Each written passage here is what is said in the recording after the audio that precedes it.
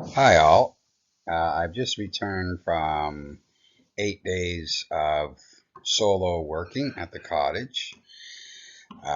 Most of that time I spent on the new building, the lookout, but I also spent the better part of 4 days actually on the transformation of the apartment, which we're now calling the White House, although you can call it the apartment if you like.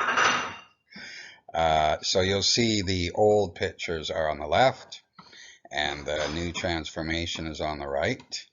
And the genesis of this really was that we now have 4 single beds in the loft of the lookout.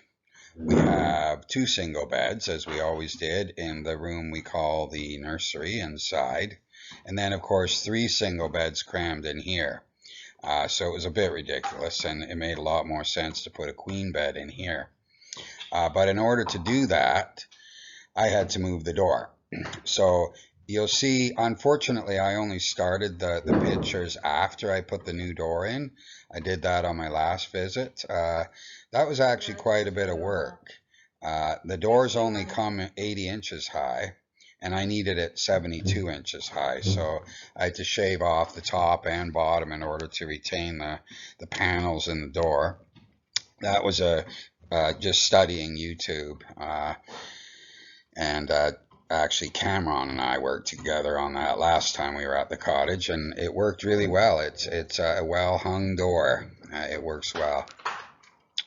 You can also see the panel on the left picture, and I've covered that up with a new wall and a door. And there's a little receptacle on there so that you can plug things in that front area. Let's move on. So this is a good view for that old panel on the left. That's actually behind the mirror. You'll recall there was the mirror with many little square mirrors on it.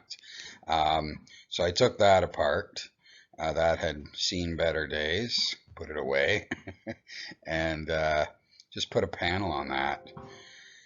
And I also got rid of that exterior receptacle because I didn't really have room for it, frankly, because there's so little room between the wall and the bed to squeeze in there.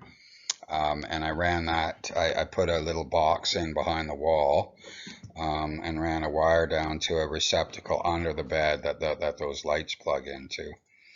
Peter, you can inspect that if you like. And there, well, yeah, you can see the floor as well.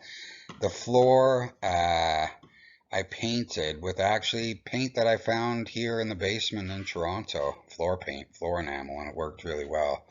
I got advice from Charlotte on that because I didn't think I'd have enough, and I didn't in the end. And she said, well, don't paint right under the bed. So I didn't. It's primed, but there's a section under the bed that no one will ever see that isn't painted. And then, of course, the windows I cleaned all up and painted and fixed up. I put putty on them, too. That's on the other side. That actually takes 8 days to cure, so I couldn't paint that side. Here you can see that back wall. That was in really rough shape. It had actually been leaking. Leonard fixed the leak about 3 years ago, but I hadn't gotten to the interior walls. But it was pretty kind of rotted out a bit, so I removed the dry rot and put new wood in there and fixed it up. I had to use an oil-based primer there in order to cover all that stuff up. And yeah, but that side looks good. And there you can see the lights as well. Because obviously there's no room to put lights, I had to mount some wall lights. And this is a good view of the door that has now become a window.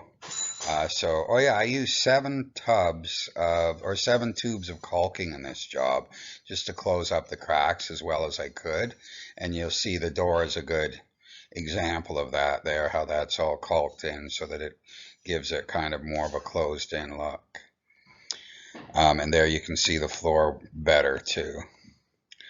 But at any rate, that just about sums it up. I think it looks a lot more inviting, and it's ready. Bye bye.